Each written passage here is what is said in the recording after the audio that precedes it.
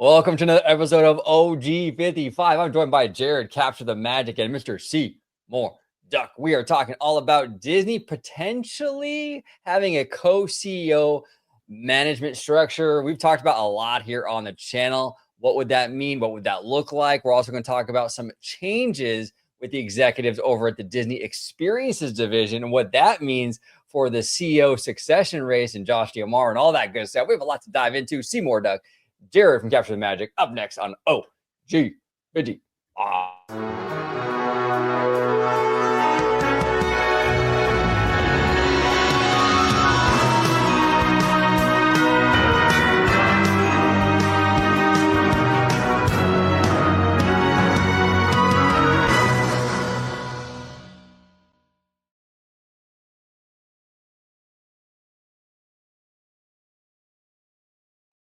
Welcome aboard, everybody, to another episode of OG 55. I have these two fine gentlemen joining me today. We're talking all about the executive stuff going on over there at Disney. It's getting kind of crazy, right? But before we do, I'm going to start with Mr. Jared from Capture the Magic. Jared, it's always good having you on, brother. How you doing today, sir? I'm doing great. I appreciate being on. It's always a good time talking all this stuff with you guys. And I'm enjoying a nice 70-degree weather day in Florida. So it's been a nice, productive day. And yeah, there's lots of stuff that involving the CEO that I think is only going to get a little bit more interesting in the next coming months as they're supposed to name somebody. So this is probably just the beginning of a kind of a media frenzy. But yeah, appreciate being on. Looking forward to talking all about it. And you can find me at Cap the Magic on YouTube. And if you want theme park info about, reviews, money saving strategies and all that, you can find my wife and I have a podcast over at CTM Podcast. Is where you can find me. There he is. And Mr. Seymour Duck with his new show here on OG55, The Duck Pond. Mr. Duck, how are you today? And where can everybody find you on social media? I am doing wonderful. And yeah, you can, like OG said, find me at the Duck Pond here at OG55 and on X at Mr. Seymour Duck. There he is. All right, gentlemen, let's dive in. This is very interesting. This is courtesy of CNBC. Alex Sherman, the Shermanator. The Shermanator. I follow a guy on X. I haven't been on X in a long time. I don't even know if he's still on X, actually. But Seymour, you remember Hedge, right? Yes. Yeah, Hedge. He would always call Alex the Shermanator. It was kind of funny. But pretty funny dude. But it says here, Disney has considered a co-CEO structure to replace Bob Iger. Its history may make that a bad idea. It says here, Disney plans to announce a successor to CEO Bob Iger in early 2026. Disney executive Dana Walden, which I'm hearing is Jared's favorite. I don't know. Maybe I'm wrong on that. Super favorite. Super favorite. and Josh D'Amaro are both frontrunners for the job. Naming Walden and D'Amaro as co-CEOs could be an option for the Disney board, but the company's corporate culture and history of bumpy successions may make that arrangement suboptimal. Jared, I'll start with you. Like, this is interesting, right? Like, the Walt Disney Company kind of started with this kind of model, like not exactly, obviously, it's a different beast now than it was before, but they did the Walt and Roy thing, and Roy was very much a finance guy, and Walt was the creative, and it seemed to work very well. But could that work today, though? I mean, we're 100 years out from when Walt and Roy started Disney, so could that same model work for a massive megacorp like Disney today? I think it could. Now, I've said for a while, I like a dual CEO setup for Disney. Netflix has one as well, and now Comcast has one also. So it's not uncommon. All these big companies have a dual CEO setup. I think even Eisner and Frank Wells, when the Disney resurgence was due to them. But I think it also has to be complementary strengths and weaknesses. Eisner was kind of like Walt and Roy. Eisner was a vision guy. Frank Wells was a money guy. And when Frank Wells unfortunately died, Eisner did not do as well on his own. So it can work. I think Disney's a very unique company in that it ideally you would structure it that way, but it's like a marriage. You can't just throw two people together and just be like, you guys are here, because then you may not have complementary strengths. It takes a lot of trust, especially in a high stakes world of CEOs on that level, like the infighting that could take place.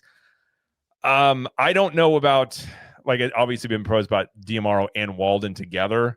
I have no idea about any of that. I think it could work, but I just think it has to be a very specific, like, relationship to make that work. But I think if you can get those people in there, I think that's the best thing that could be for Disney in terms of like everything they're involved with. Yeah, you bring up a great point though too, where it's like with these co-CEOs, right? We talked about it in the group chat recently, where like I said I want a little bit of attention. I want both of these executives, whoever they are, to kind of push back on each other. But here's the thing too, though. At the same time, while I want that kind of push and pull, um, if you have too much of it, right, where it's like you're like you were saying, like infighting, Yeah. and nothing's getting done. It's like Republican and Democrats where it's like just gridlock all the time. Then that's a problem too. So you're right. You need to kind of figure it out where it's like that sweet spot where it's like, because I don't want, okay, like for example, if we have Josh and we have Dana, right? I think that's a good mix on paper because we have the experiences guy with the studio person, which I think could kind of, work well because you need the studio, I think, in there somewhere if you're gonna have Josh as CEO. But if they're not really getting along, or if there's like this kind of like this, what's the word for it? Like Succession, the TV show kind of vibe where like one's trying to screw over the other one and they're not Yep. really working together as a team, it could go south really quick. So, Well, even think about in sports, how many times have you seen these teams gather up all these like high end free agents and they're like, oh man, that team is stacked and they should win every game, and they don't do very well? It's because it's not the talent, it's how it all works together. So I completely agree. I think it's again, it's very much like a marriage. Like you're going to have to, when there's a bickering, who ends up saying, okay, if we can't come to conclusion, what's the resolution here? Or can you walk away and shake hands when you're done with disagreements, because you're going to have them. It's just a lot more of like a personal relationship that has to be there for it to work. And so I think ideally it would work, and I think it can work better, but it requires a very unique set of like personalities and people to pull it off well, I think. yeah, it'll be interesting to see because Dana, I think, and look, I've always liked Dana as an executive, but I fully will admit right now, I think she's completely lost her ground on this. I think Yeah. Josh has completely run laps around her to the point where I kind of almost don't even think of her as a front runner anymore. I almost put her in like the Alan Bergman category at this point, which is pretty bad. Yeah. The Jimmy She's kind of Pittario category. Yeah.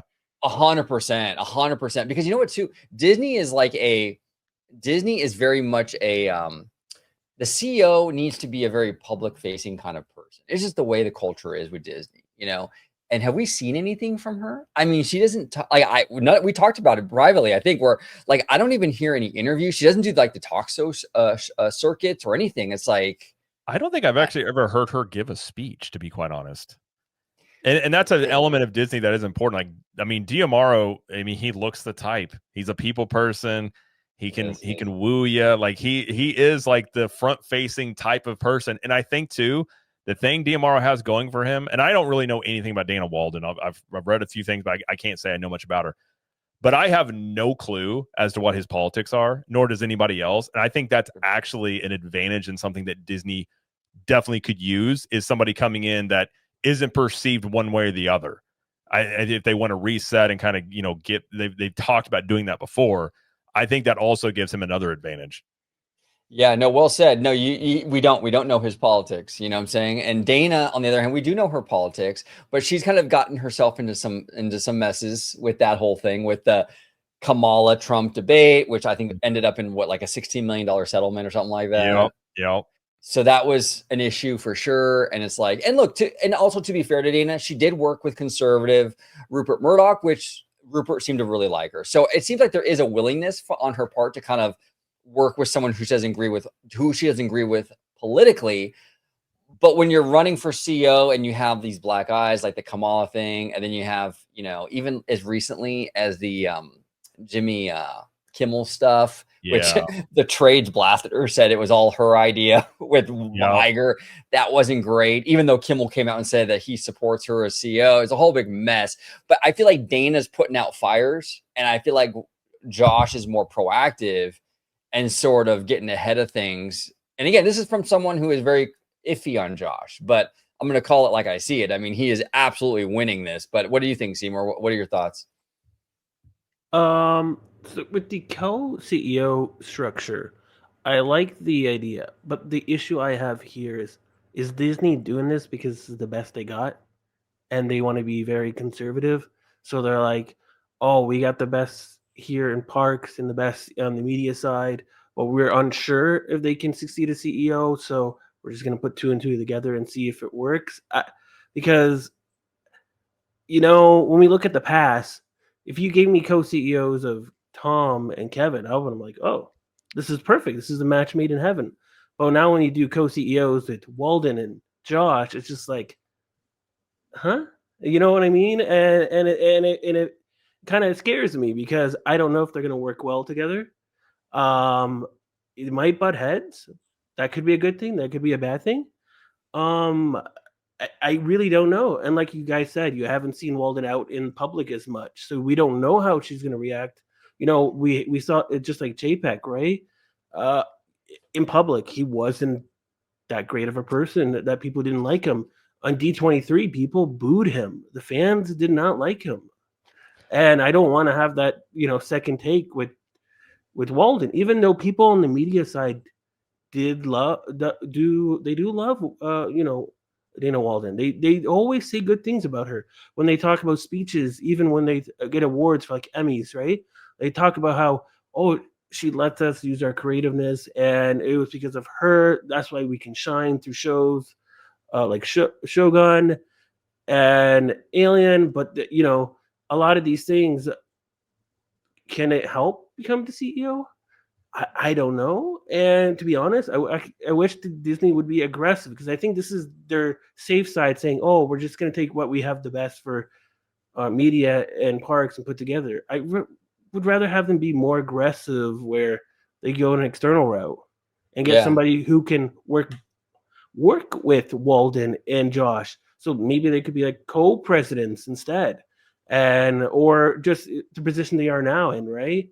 And work with them together. And also, you do have to work with the CFO as well, with Hugh Johnson, right?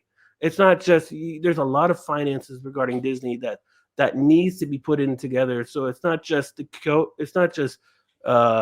parks and media. It's also the finances and a lot of the things that unfortunately JPEG ruined, because he was looking for quantity over quality, ruined the numbers for Disney. And you can see all the shows on Disney Plus that because of that, they didn't have enough budget. Like if you look at She-Hulk, right? It didn't end so well because they didn't have enough money for it to finish, and they focused too much on the CGI. But again, I like the idea, but I'm just a little cautious. It's actually one of the reasons why I sold Disney shares, because I'm afraid Disney's not learning from their mistakes. And I'm optimistic, but I want them to be more aggressive. I want them to do something out of the box, and it feels like this is not them being aggressive. This is going back to their same old thing. Plus, Dana Walden hasn't been in the company for a very long time. It's only been there since they bought Fox, and that was just recently. Josh has been there for a while, but still, she has. And look, I'll be honest, she has a great track record. In her previous with Fox, and she was head of media for Fox. She was the one who brought in Family Guy, Simpsons, and all of that, right? And kept running it, and those things are doing really well on Hulu, right? The Hulu side is doing tremendous for Disney Plus, which I think is actually the reason why Disney Plus is even thriving right now. It's because it's low cost general entertainment that people can watch instantly. It's actually the only reason why I keep Disney Plus, because of Hulu, and because I can just put Family Guy while I'm working at night and just put it in the background, watch it, listening, and then if I have to go back to work, okay, I'll go back to work. But yeah, but again, I like the idea. Will it work? I don't know. It's remained to be seen, but I want them to be aggressive. I wish they picked a external candidate. That's the one thing. Even if it's Tom or Kevin, at least an idea, right? That was because they did an interview, and Kevin's like, yeah, I'm not even on the list for it. They're consulting me, but I'm not on the list. And it's like, why not? Because I want you to be. You guys should be aggressive. Pick I don't the right know if people. I actually believe him, though. Oh yeah, yeah. I still think the dark horse is or Kevin Mayer and Tom Staggs, because they're consulting with Iger throughout all this too. That's true. Well, and Iger's entire legacy was built on acquisitions, right? And that's why I was on camera, like on this channel, like years ago, pre-Chapek, right, saying, "Oh, it's going to be Kevin Mayer as the next CEO," because I mean, come on, he was the architect of all these acquisitions, and that was Bob Iger's entire legacy.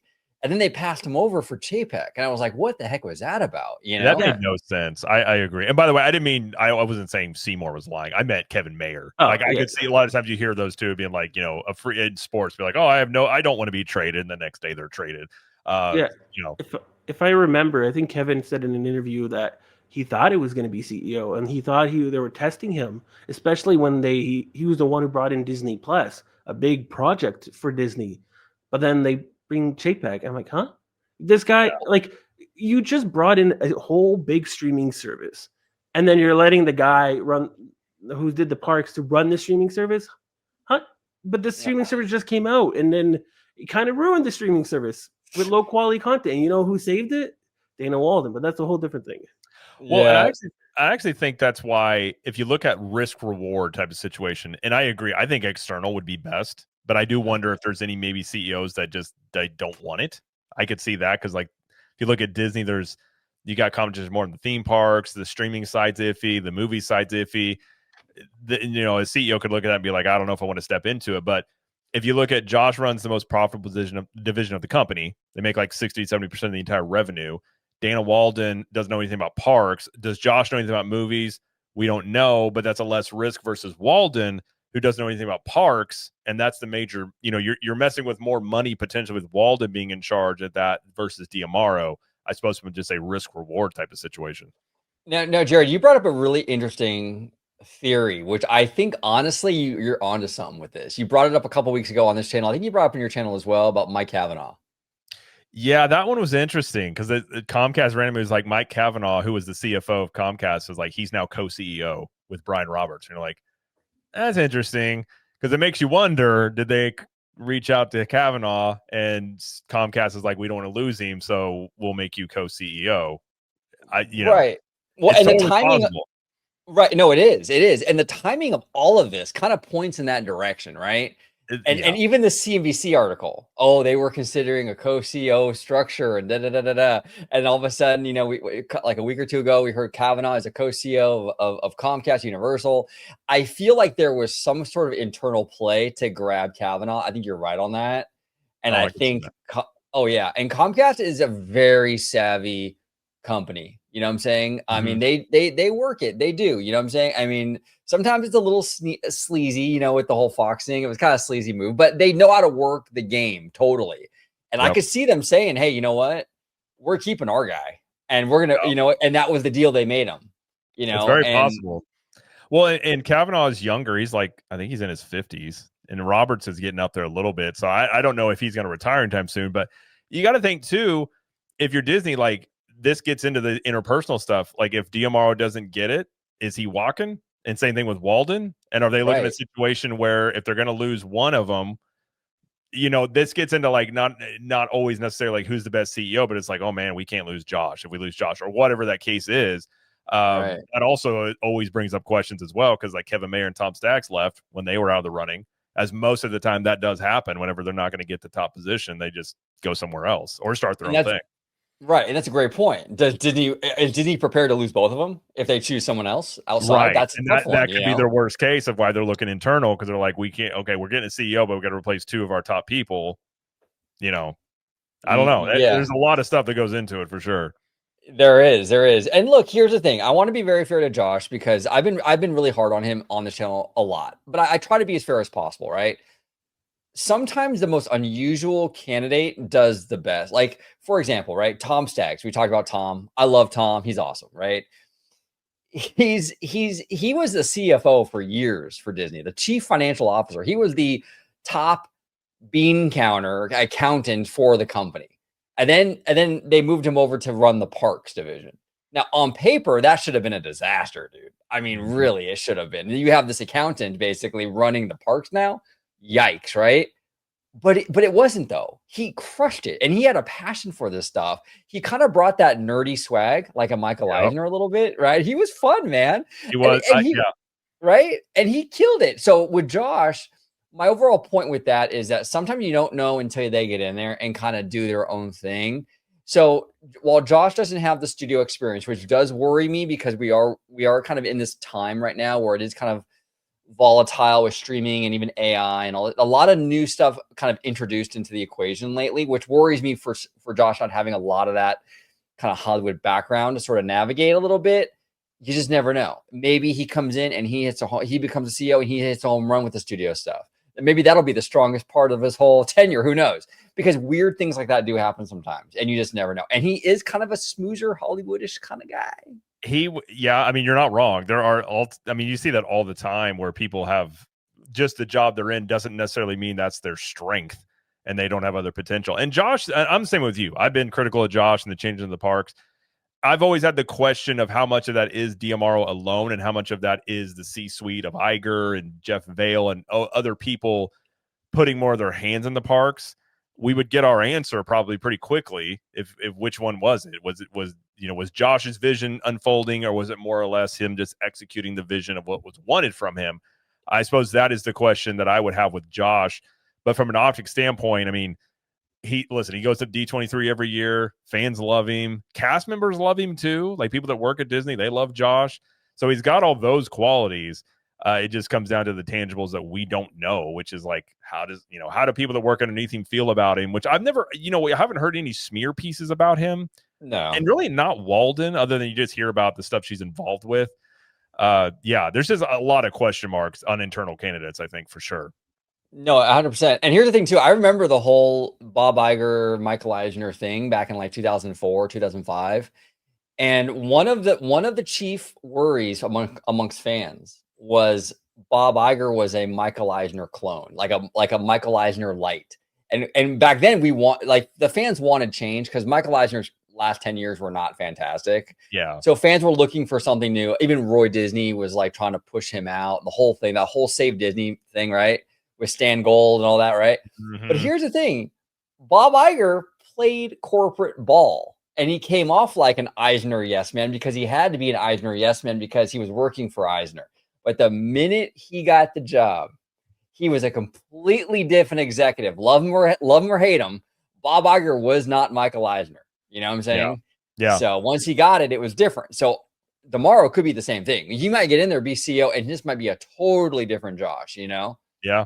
I guess the only difference there would be, I think Iger has much more sway over the board than Eisner did. And Iger's still going to be around. So, although he's not, I mean, Gorman's in charge of this. I forget his first name, but the guy that's like the head of the succession committee. So he's kind of running the show for the most part.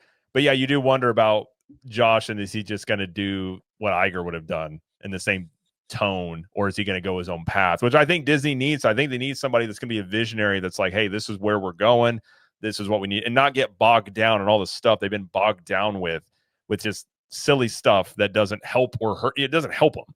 It's like, what are you gaining from this? And just focus on what they have been as a company traditionally. But yeah, that would be the thing I would want from a CEO. I don't know. Yeah, I think personally speaking, at this point, I would rather have Josh if you had to have one or the other, if it's me. But I don't have a vote on the board. That's just my take from the outside looking in. Well, and the other thing too, and Seymour, you brought this up before on the show. Experiences is a lot bigger than just parks now too, right? It's like it includes products, and also the gaming, I think, is part of that equation as well. And Josh is head of that. And he's head of that. And the gaming is going to get bigger, only bigger with Epic Games and all that stuff. But the gaming, I've always seen the gaming as sort of the bridge between the parks and the studio.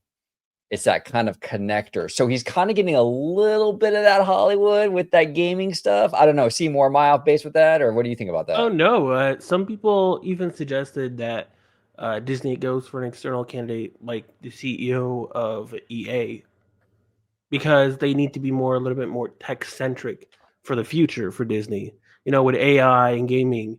And those two kind of merge together when you go to parks and studios, when you meet in the middle. And especially when they're doing the Epic Games a collaboration where they own like $1.5 billion in Epic Games.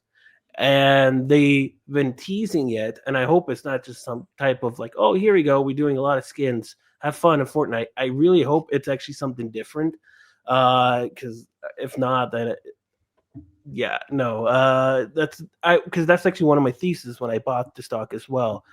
They would look into gaming, they look at the future, have deeper connections with your fan base, which would be like kind of like a metaverse of Disney and theme parks. Will be in the middle of theme parks and streaming, and there's talks about having like this Amazon Prime type of service for Disney.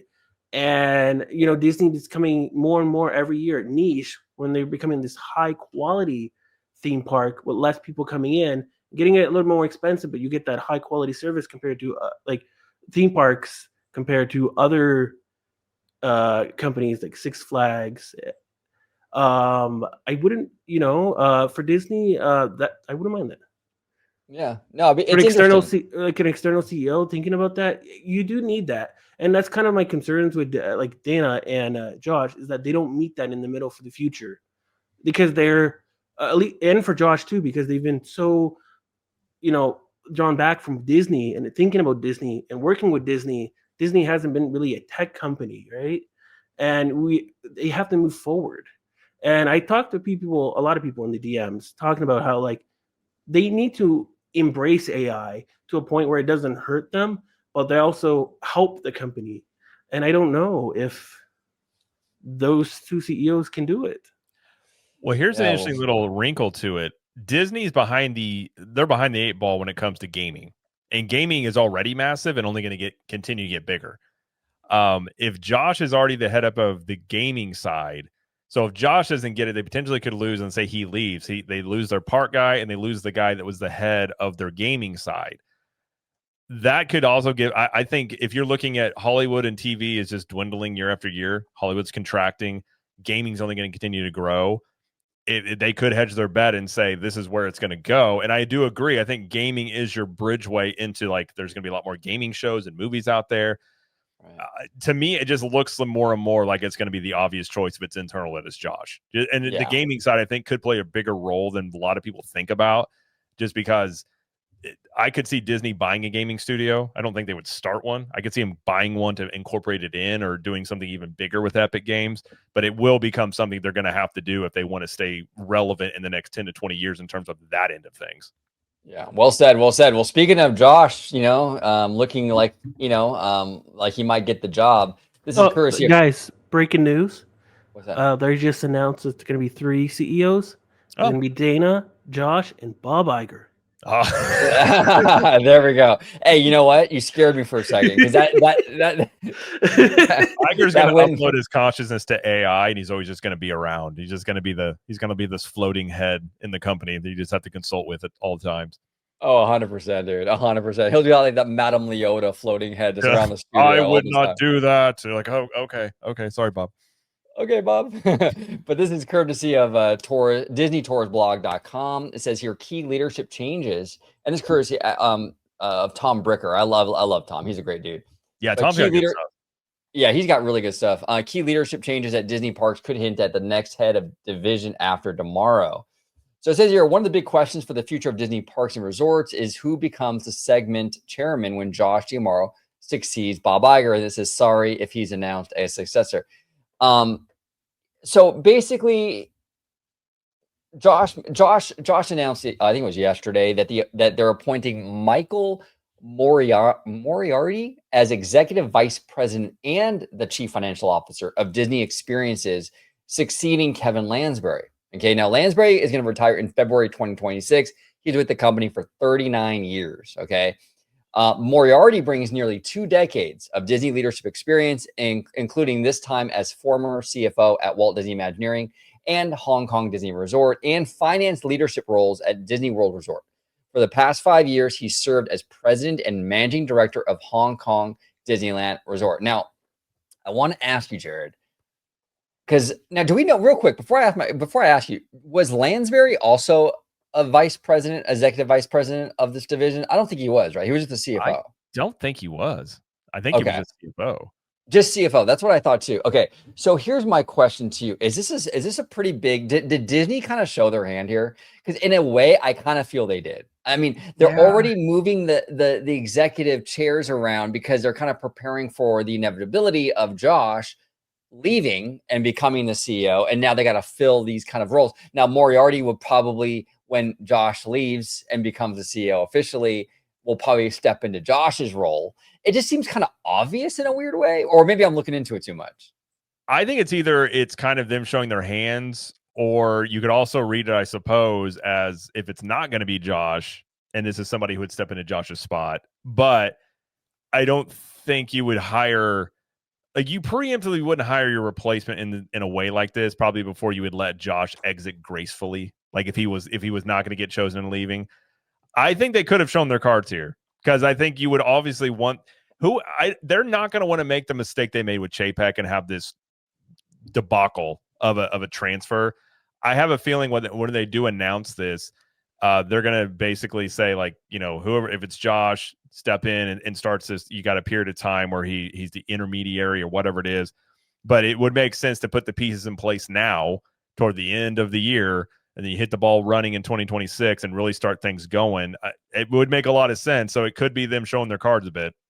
It looks, the timing is very, as the kids say, sus. Yeah. To say the least. Yes. Go ahead, Seymour. I was just gonna say this. I feel like this was gonna happen regardless, because he was gonna leave in 2026.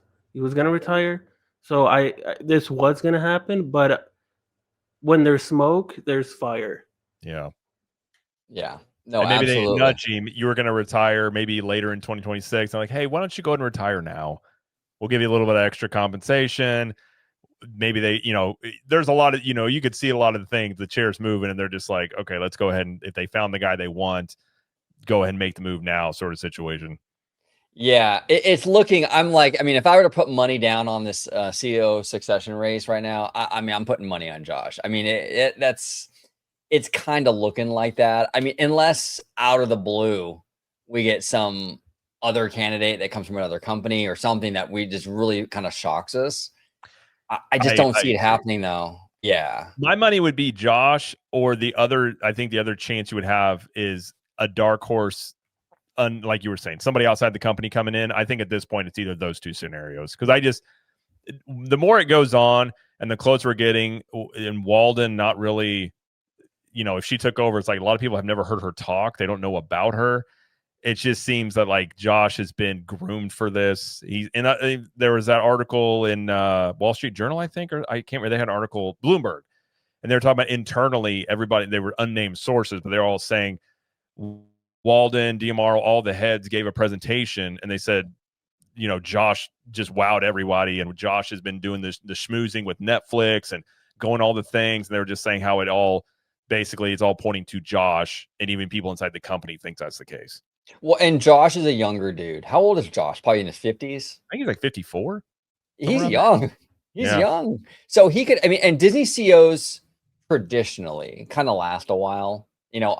Michael Eisner was like, he had like a 20-year run or something like that. Yeah. I mean, Bob Iger's had about the same, maybe a little more. Like, I mean, these guys usually stick around for a while. So if he's only in his 50s, that gives him some runway to kind of work here for a while. You're not picking someone who's like 75 years old. You know what I'm saying? It's right. It kind of makes sense. And now, do you guys think, Seymour, I want to ask you, do you think that this CNBC article, the one that we referenced earlier on in our conversation from the Shermanator, do you think this is Disney sort of weather ballooning the idea, like kind of testing and kind of putting it out there? I thought about that, because there has been times where people speculated that Disney and Iger has been doing a lot of articles, especially with like CNBC. I don't know why they like to go there.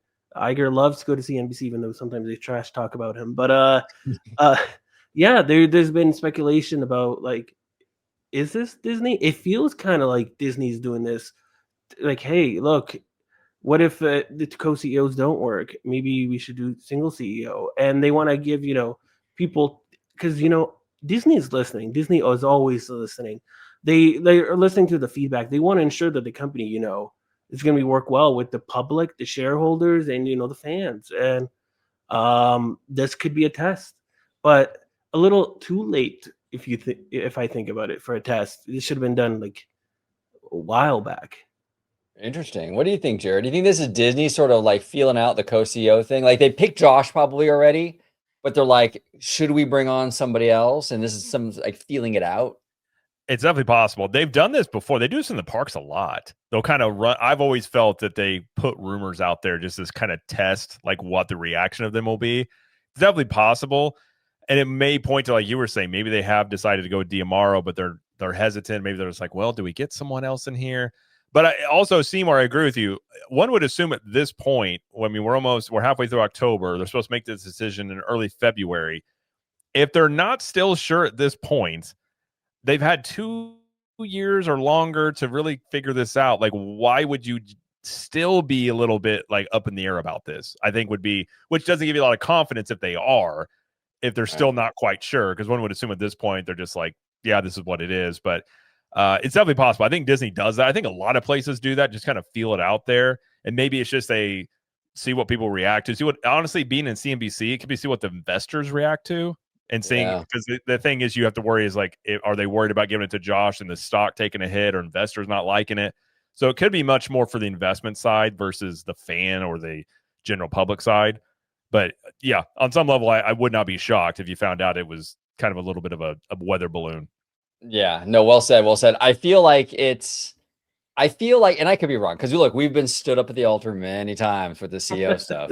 Bob Iger likes to swoop in and be like, just kidding, Like, actually. So, yeah, actually, I think we're gonna do another 3 years with me, But like, I kind of feel like this might be it, Like, I don't know. Well, I agree. And also, Iger got the rights to that book that last week they announced. That's apparently Iger's favorite book series.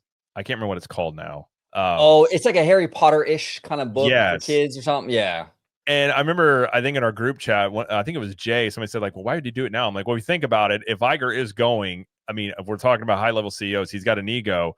He gives the last gift, and this is a big IP. He's like, it's me still. Like, I did that even when he's gone. So like, I kind of feel like that was his thing he wanted to do personally before he left. And I also just think you can't do this again. Like, Iger can't, he's not a young man. So I do think this has to be the last go round for Iger. So you gotta do this smoothly and confidently. You don't want to seem like you're shaky about who's coming in. You just gotta do it better this time. You absolutely have to do it. And the good news, if it is Josh, that it won't be Chapek in the sense of like, the talk show circuits and the public PR and all that stuff. I mean, Josh is going to crush all that, dude. He's going to be, he'll be on every late night show. He'll be worries there. I was at the 50th for Magic Kingdom, and everyone thought Chapek was going to talk. And the rumor was that Chapek didn't talk because he was worried about getting booed again, which I don't think that's an issue with Josh. You don't want your CEO hiding either. Like, that's just not a great look. So yeah, I think Josh, I agree. I think his questions are not public facing. It's just the stuff that we can't see. Where his strengths lie. But yeah, I mean, he goes on. He's like Iger. Iger can schmooze out there. He can, you get in question, he can spin it like a politician kind of. And I think Josh fits that role pretty well. No, he does. Yeah, I recommend checking a video of Josh talking to Jim Cramer on CNBC, and it felt like he was a CEO for Disney. It was very different because he was talking to like investors and not just like his employees or his Disney fans. This is like talking to shareholders of who wants to invest in Disney, and he felt like someone who was ready to become CEO. And it was a very different take because I never saw this before coming from him, at least. Yeah, that's interesting. I remember that was from a year or so ago. I gotta check that out. I remember seeing him on there, but I never actually watched it. I gotta check it out and see. I think they were presenting the cruise as well. Yes. Yeah, that might have been around the time of like D23 or something, right, Seymour? Like, yes. Okay, cool. I'll go back and watch it. I'm very curious. I'm sure he did well. I mean, what if you're talking like what Walt and Eisner had that like Uncle Walt feel, like the twinkle in their eye? Josh has potential of that. He's a guy that I feel like he can sell you, like he could sell things to investors. He could sell a vision. Like, he would be able to portray an idea and get people to buy into it.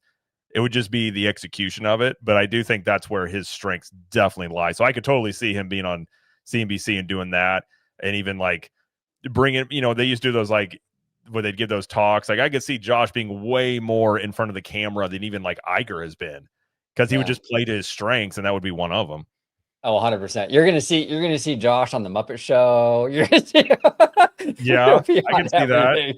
He just pops in like, an ABC show, like, hey, what, just, I could totally see stuff like that. I can see it too. 100%. Gentlemen, this is a great conversation. We have a lot. I'm telling you, this is going to be like the next year, like 2026, I think, is going to be the year that we're probably going to have a lot of content about this stuff, because it's only heating up. But before we get out of here, I want to share a little website I think Jared might be familiar with. CTM Apparel. Great nerdy t-shirts. Disney. I've got a lot of Universal stuff, Epic Universe, all that good stuff. Check it out. Link in the description down below. If you use promo code OG55, you get a 10% discount. So make sure you check it out. We also have the lovely Miss Mimi Fan. She does our outro here on OG55. So make sure you check her out on Instagram and also on YouTube. And I think she's on a new creator platform right now called Passes. But she goes to all the cool spots in LA and Orange County, Korean barbecue, Vietnamese places, boba spots. So if you're looking for something a little outside the theme parks, like this food looks amazing, check out Mimi Fan. She's a friend of the channel, and her information will be down below. Jared, where can everybody find you on social media, sir? Well, now I'm hungry. That food looked really good. It looked really good. It looked really good. At Captain Magic here on YouTube, and also if you want theme park content specific to Disney World and Universal Studios, at CTM Podcast. My wife and I have a long-running podcast there, and I always enjoy talking to you guys. Always a good time, and I do agree. I think we're going to see a lot more, probably toward the end of the year, going to early 2026, a lot on this topic. So I'm curious what our thoughts and how this ends up happening, if we're on target or if we're just all completely off and we're just going to be surprised. But either way, it'll be interesting. Yeah, no, 100%. No, it's going to be Chapek again with a different beard. He's got on the glasses and just like, wait a minute. Wait, I know this guy. Who's this? Rick Topak? That looks okay. Yeah, all right, okay, it is what it is. I say they offered it to Chapek. He's like, no, I don't want it. I just want to stay on my island that I have with all the money that I got from leaving. I don't think he'd want anything to do with it. Oh, 100%. And I always like to say it on videos, because I do feel he got a lot of unfair stuff. I agree. I think he did. I mean, I think he's a smart businessman. If you want to run like, another, like a Pepsi or something, I think he'd be fantastic. But Disney is just a different beast. I've said that before. He could be the CEO of another company, been very successful. It's just Disney's such a unique beast that it requires such a specific skill set that he just never was. He just didn't have the skill set required for it, or I guess you could say the interpersonal skills, maybe, from what I've heard. Yeah, no, well said. Mr. Seymour Duck, always good to have you on, sir. I love the glasses, the shade. Thank you. Looking really, really good. We need to get you like a gold chain or something too. That'd be kind of fresh. Yeah, that'd be fresh. But Mr. Duck, where can everybody find you on social media? Oh yeah, you can find me here at the Duck Pond on OG55 and on X at Mr. Seymour Duck. I just wanted to say, and yeah, I'm excited for the new CEO. I hope they do a really great job, and I hope they bring the company to the next evolution that Disney needs to become. And I hope it's not an AI version of Bob Iger. Yeah, hopefully not. Although speaking of co-CEOs, have you guys seen these from Sora, these AI reels of Mr. Rogers and Tupac? I'm familiar. I might have gone down that rabbit hole a little bit. Have you seen Mr. Rogers with Macho Man? That one is the one. Those are awesome. Yeah, those are good. That's amazing. But I was just going to say, I mean, if Disney are looking for a co-CEO, you can do Tupac and Mr. Rogers. I'd be fine with that. So let's go. Hey, yin and yang. Yeah, let's go. Let's go. But I want to thank everybody for watching. I want to thank Jared and Mr. Seymour Duck. Always a great time, gentlemen.